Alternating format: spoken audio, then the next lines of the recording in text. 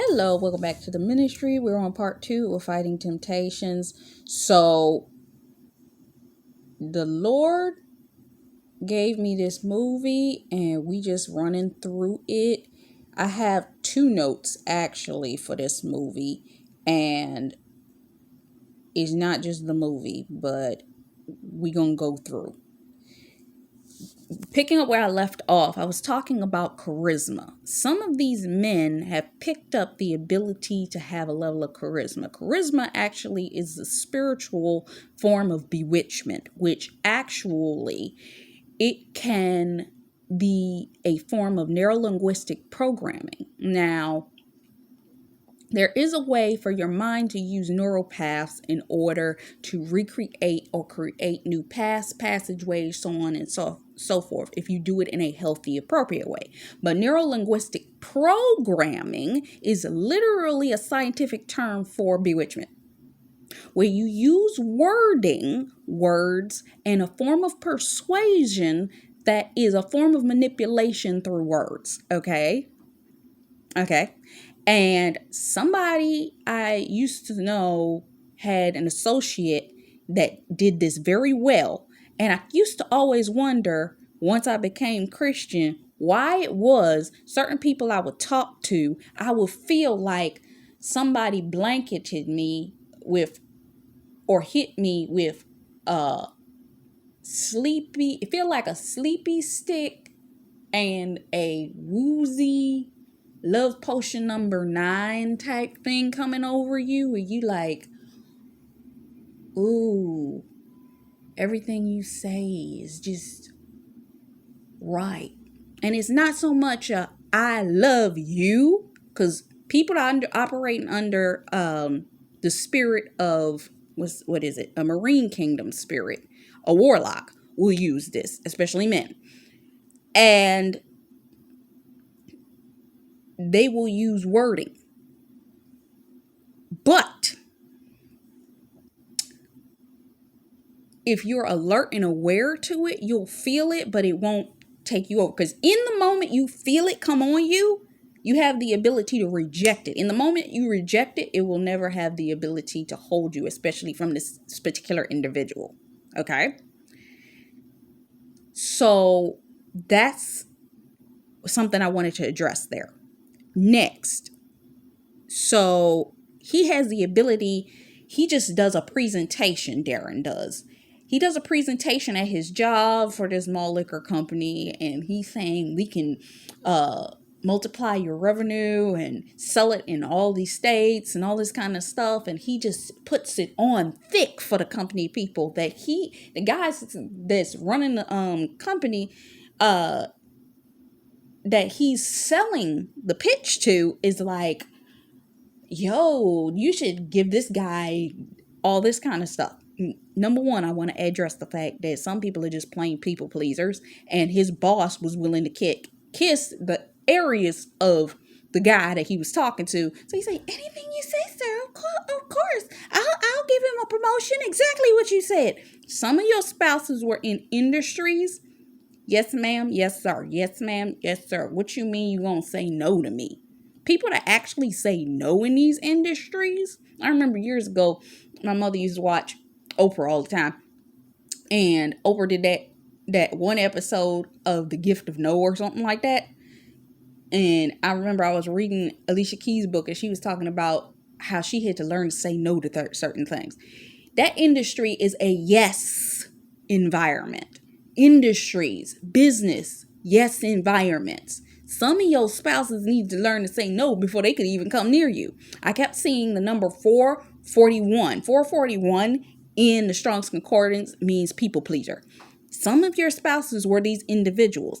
And coming back to what I was saying, this man was operating in a level of wordplay and all this kind of stuff. He could get anything he wanted. Some of your spouses operated in that. It's not that they started off that way. It's that they learned how to play the game. Okay? They associated themselves with people that knew how to play the game. And through association with certain people, it rubbed off on them. Just like you, if you're listening to a bunch of Christian content creators, you'll start to sound like them. If you're listening to your pastor, you'll start to sound like that pastor. The more people that you're listening to or are associated with, you will start to emulate traits of each individual. Okay? Some of your spouses ended up in industries, career fields surrounded by vipers, and over time they acquiesced to the way that environment ran. They knew how to do their job and do it well. They figured it out. And once they figured it out, it was like, oh, I got this. But when they had to come to God for real, especially when God started to pull them towards you, things had to start to fall apart. Darren finished his speech that day, goes to dinner with some chick that had no brains, and his car got declined. And he had to do another car. And he's going to be like, I hope this car works. Some of your spouses, just before they came into the alignment with what it was, God had to start making things that automatically work, not work. Charge cars, things like this. Things that would normally work for them started to break down. Money, things, environments, people, situation, communications, all of these types of things. After this, the man started to end up in a spiral because he got a phone call from his job saying that due to the fact that the guy was telling him that he needed to be promoted, his boss said, okay, we're going to try to give him that promotion. When they tried to give him the promotion, guess what? They started to do a research on his background, found out he lied about everything. Sometimes that pathological liar catches up with you. Sometimes operate in a path of logic because the world tells you to. But when you start operating with God, that path of logic gonna fall right apart. And that was straight on God on that one. Okay? So he gets caught. So we went through all this kind of stuff. He lost his woman, all of that. And what ends up happening is the things that he could not take with him where he was going had to be left behind. And at this point in time, he's given the papers to tell him, he thinking it's a subpoena or audit or something that this guy's handing him. He's like, no, sorry to tell you, your aunt passed away. So they were handing him the service papers for him to go see about his aunt's funeral. Okay? Now, for some of you, your God-ordained spouse, and Lord showed me something. Something had to die in your spouse. It's like, I think I mentioned this. Actually, the graduation day playlist, something you need to check out. It talks deeply about certain things, and the Lord's bringing some of this stuff back around now. I did that entire set of words last year. Okay?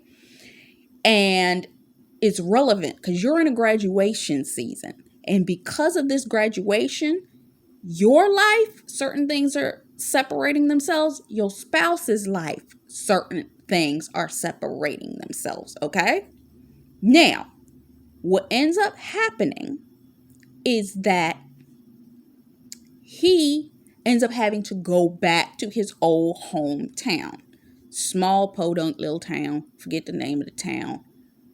And as we remember, Steve Harvey is the national wordsmith dude that is the actual radio host.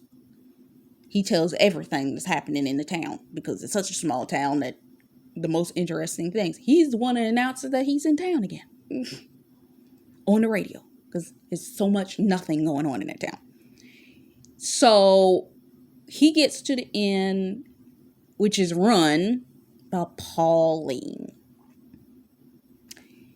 And he's trying to figure out what in the world it is that he's doing, because he comes in on the day of the funeral. Okay, coming back to what I was saying about the funeral.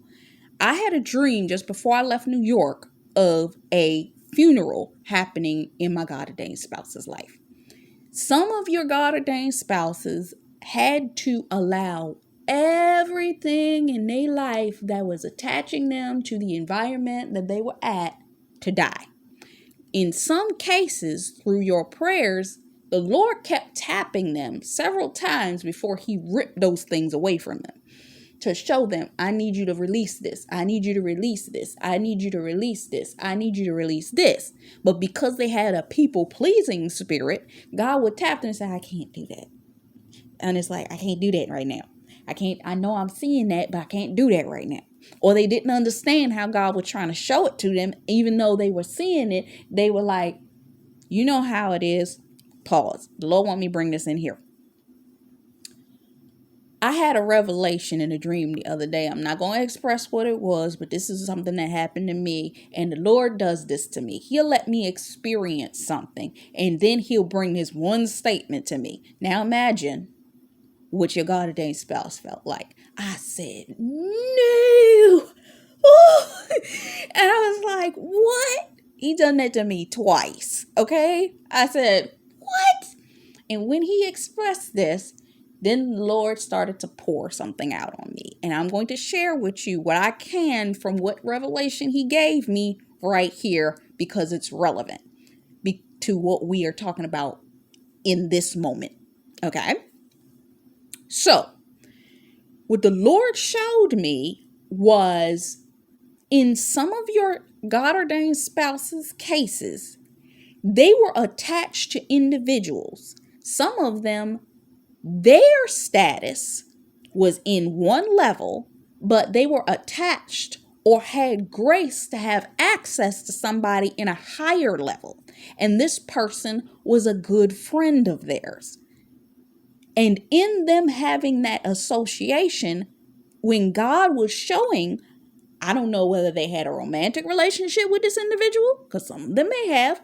Some of them, this person may just been a really good, close friend to them. Okay? And they didn't really want to relinquish their relationship. And God was saying, this person's going to kill you if you don't release them. Contrary to that, they had that kind of relationship with their counterfeit. Their counterfeit had access to them, and they were at a higher status than they counterfeit. Okay? And the counterfeit didn't want to let them go because of that. Dang, God's showing me this. What your spouse was doing to the counterfeit is what this friend was doing to them. The world call it karma. God calls it reaping what you sow.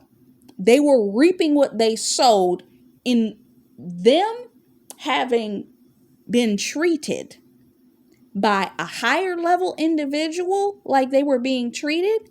But what they were doing to the lower level counterfeit, they were reaping from the higher level individual what they sowed into the lower level individual that they were using. Dang. Woo!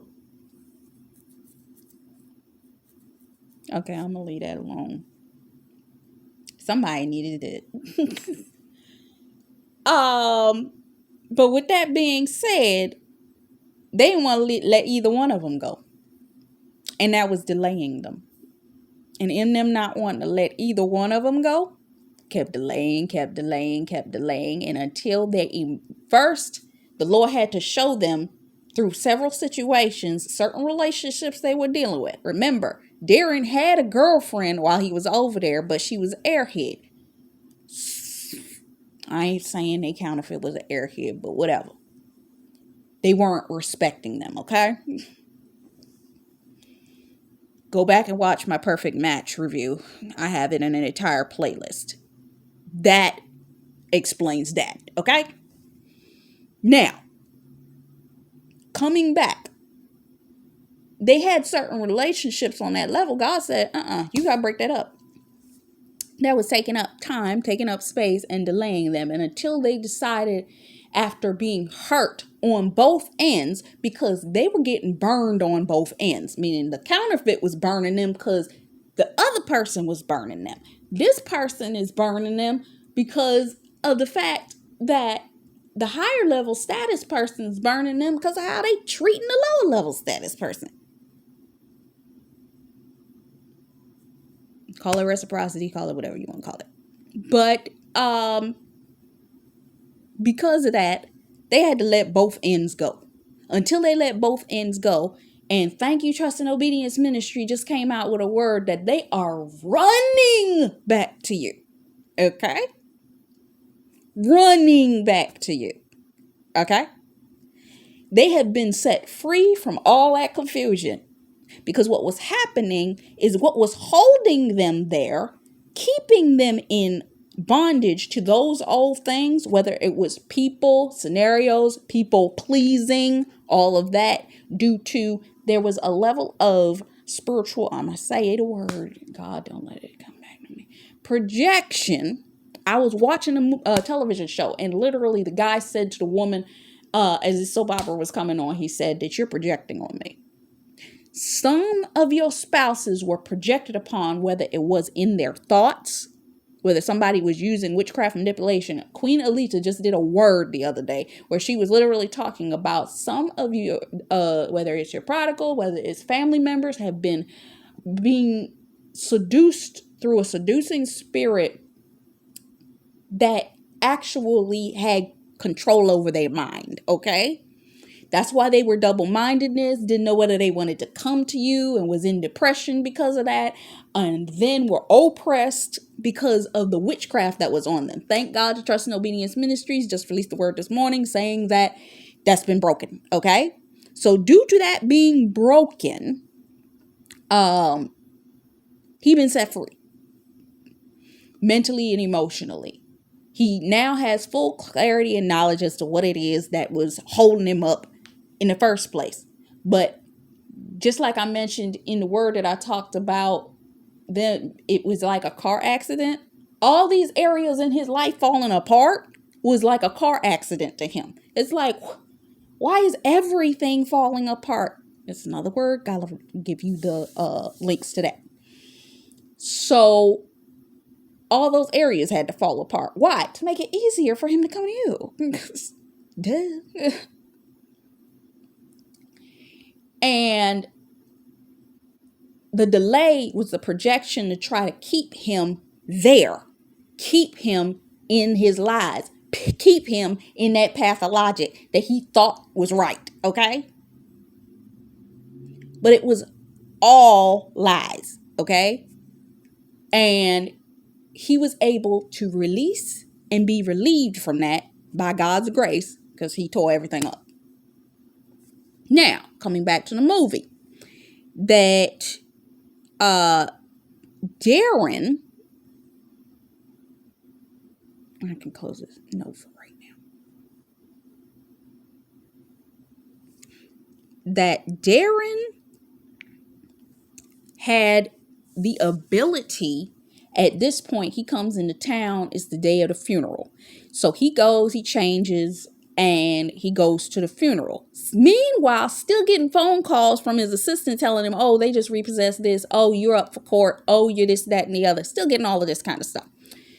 Some of your spouses, as things were falling apart, some of them had court cases. Some of them was in the midst of all kinds of stuff. Some people were bringing allegations, blackmail, all this kind of stuff against them simultaneously while things were falling apart. And some of this was due and during certain things in their life dying. There was probably a physical representation of a death in their life as well. I know who it was, or I'm thinking it was only one person, but the one I know of was probably a major impact for my spouse. But for your spouses, they probably had somebody of close reference to something that needed to heal in them from childhood.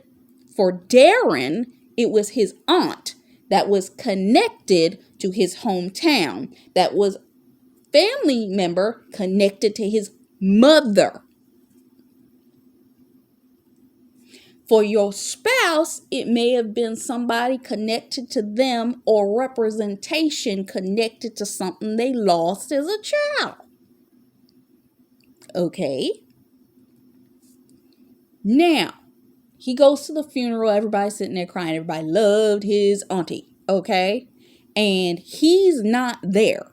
Some of your spouses, the reason they couldn't come to you is because they were so caught up with all of the distractions, because it was a derailment that occurred by God's grace, because God allowed it for what was needed to happen. Derailment, delay, because what I just said, there was hindrances in the atmosphere, their own thoughts and overthinking through depression, oppressive thoughts due to all of the stuff that they thought they had to take care of that God was moving out of the way.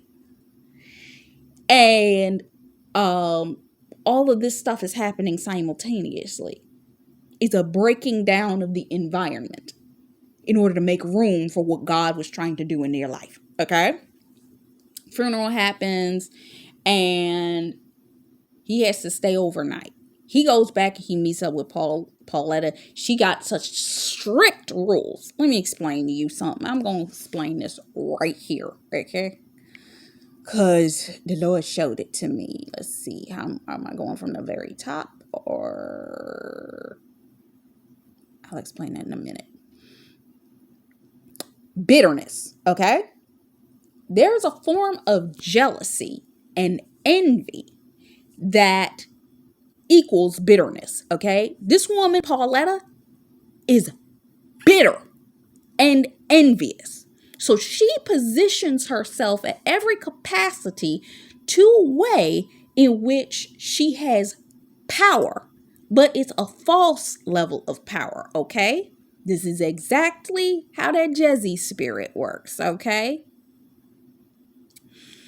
She lords her power over individuals by positioning herself and forcing herself into places and associations to keep and give her power.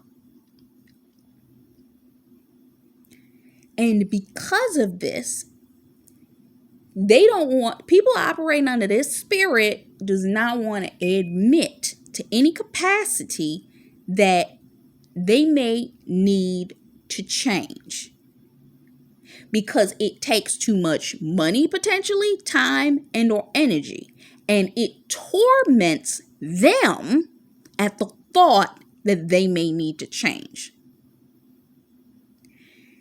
So they try to hold on to whatever power position they can get with their cold dead hands. They ain't letting go of that power position because they know that they won't be useful if they are removed from that position. So they force their power and reinforce that power with intimidation, because they don't want to gain the proper wisdom in that scenario. Therefore, holding up and causing confusion with their envy and jealousy, because they can see certain things are coming together. I'm going to dig deeper in this as we go, because after the funeral, she's like, you can only use the phone at this capacity. You have to pay such and such amount for every minute you on the phone and stuff, like petty little stuff. But the individuals that gain wisdom will be set free. A lot of us know this spirit to be a narcissist, okay? Let's just be understanding of it. And these individuals don't want to go through the process of healing their wounds, but will rather stay in that position. So they operate in a level of strategy in order to cause confusion. Which brings me to the next point. The next day at the reading of the will for Aunt Sally, They are literally doing the reading, and they get to the point of what she gets. After Pastor gets what he gets, she ends up finding out she only got will wishes or something like that. She didn't even get nothing. Only to later find out that Darren inherited the entire church choir. Why? Because he had been sending his aunt or telling her over the phone that he was this major record producer in New York City. So it made her think, I'm going to leave him the choir so that he can make them into a major, like, Brooklyn Tabernacle type, whatever, major worship group is what she was thinking in her mind. So she's like, and if you're this good, you can get them to win the gospel sensation explosion, what have you. But catch this. What she leaves Pauletta turns around when Darren gets the choir and says this. Literally the words that come out of her mouth is, I've been waiting for that woman to die for years because I wanted that choir. I was watching Judge Maybelline yesterday. This was yesterday. And she says out her mouth, she's looking at a case, right? Where